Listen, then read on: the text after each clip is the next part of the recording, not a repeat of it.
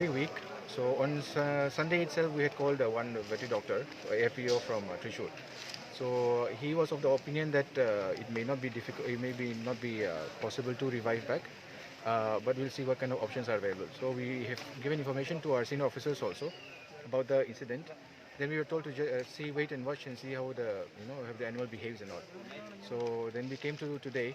So what we had planned was if we can drive the animal out using kumkis, we'll bring him to a safe spot and we'll get him examined and all.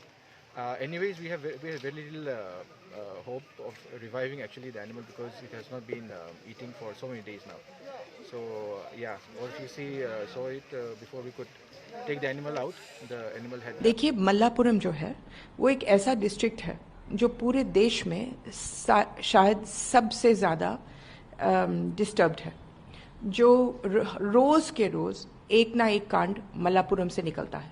ये जानवरों को तो मारते ही मारते हैं। वहाँ के पंचायत लोग हाथियों को ही नहीं, वो जहर फेंक देते हैं, हजारों जानवर एक साथ मर जाते हैं, चिड़ियों को मारते हैं, कुत्तों को मारते हैं। वहाँ रोज़ के रोज़ मारा पीटी होती है। इतने सारे औरतों को मार चुके हैं। ये हिंदू मुस्लिम लड़ाई करके लोगों के बाजू काट देते हैं। बहुत भयानक स्थिति है मल्लापुरम की, और ऐसे लगता है केरला की सरकार उनसे डरती है, क्योंकि वहाँ कोई कार्रवाई होती नहीं है। जो सबसे कमज़ोर एडमिनिस्ट्रेशन के लोग हैं उनको मल्लापुरम भेजा जाता है। अब सवाल ये है कि केरला सरकार करती क्या है। हर साल 600 के करीबन हाथी मारे जाते हैं केरला में, यानी कि हर तीसरे दिन एक हाथी मरता है, और वो भी मंदिर इनको मारपीट करके मारते हैं। ये इनको परेड पर ले जाते हैं धूप में, और अगर वो घबरा करके इधर उधर घूमते हैं तो उसी वक्त उनको मार देते हैं। उनको रखते हैं और इंश्योरेंस लेते हैं, और फिर उनके ऊपर जंग भरे कील लगा देते हैं ताकि उनको गैंग्रीन हो जाए और फिर वो मर जाए और उनके नाम पर इंश्योरेंस ले लें। इनके ऊपर बेड़ियां डाल करके पानी में डुबो देते हैं।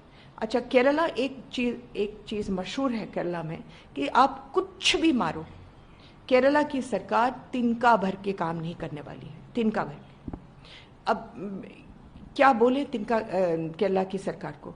जो यूजलेस फॉरेस्ट सेक्रेटरी है आशा टॉमस, जो यूजलेस सुरेंद्रन है चीफ वाइल्ड लाइफ वार्डन, जो यूजलेस मंत्री है राजू, इनसे क्या बोल करके हम लोग पागल हो गए। ये पहला तो नहीं हुआ है, 3 दिन पहले 5 दिन पहले एक और हाथी मरते जा रहे हैं। अब इस वक्त जब मैं बोल रही हूँ, 1 महीने से मैं इनके पीछे पड़ी हूँ कि त्रिचूर में एक मंदिर में एक हाथी है जिसके चारों टांगों को इस तरीके से बांधे गए हैं कि चारों पैर इतने फूले हुए हैं। वो दिन रात रोता है, दिन रात। और क्या करते हैं, जब भी रोता है छड़ी के साथ मारते हैं, और अंधा हो गया है रो रो करके। अब मैं कह रही हूँ उसको उठा लो, रेस्क्यू सेंटर में डाल दो, लेकिन नहीं। वो जब भी जाते हैं तो कहते हैं हमारे पास फुर्सत नहीं, कल आएंगे, परसों आएंगे। 1 महीना गुजर गया।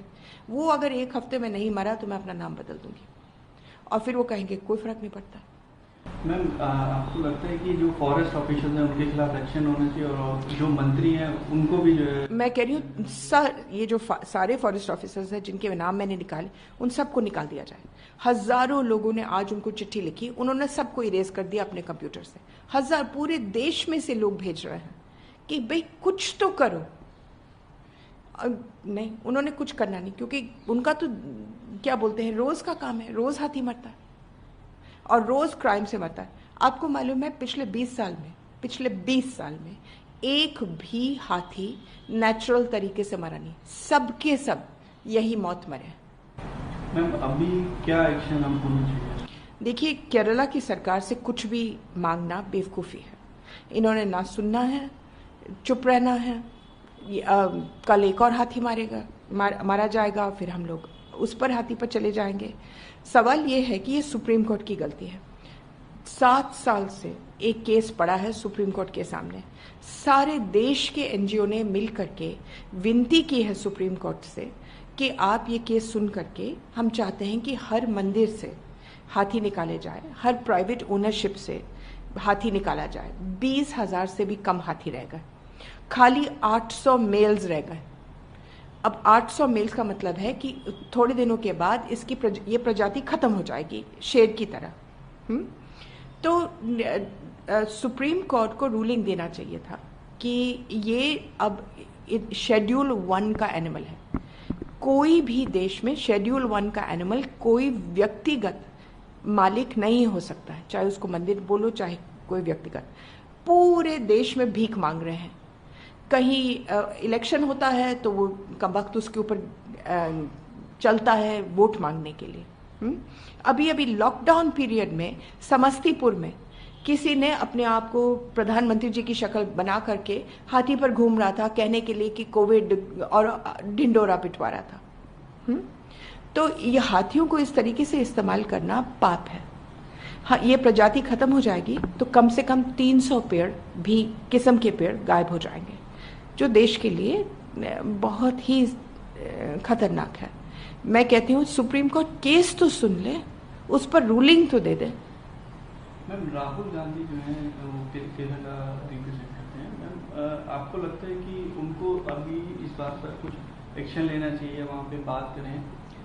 क्या आपको उनको? अब उन्होंने खुद चुना था वो जगह और आराम से वो जीत करके आए। वो खुद, अब जब खुद चुना है तो बजाय कि पूरे देश को ठीक करे, वो अपने क्षेत्र को ठीक करे पहले। मैम, उनको आपको क्या सजेशन है कि क्या उनको अब करना चाहिए अपने इस समस्या को सुलझाने? पहले तो सारे ऑफिसर्स का बदलाव या उनके ऊपर सस्पेंशन या कुछ करना चाहिए। दूसरा, पूरे टास्क फोर्स वहां भेज करके पता करें कि किसने ये कौन दरिंदा है जिसने ये किया है। तीसरा, एक लॉ पास करे केरला कि कोई भी प्राइवेट ओनरशिप नहीं होगा। वो अपने आप कर सकते हैं, उनको इंतजार नहीं है सुप्रीम कोर्ट का। और चौथा, रेस्क्यू सेंटर्स बना करके सारे जो बहुत ही पीड़ित जानवर हैं उनको रेस्क्यू सेंटर्स में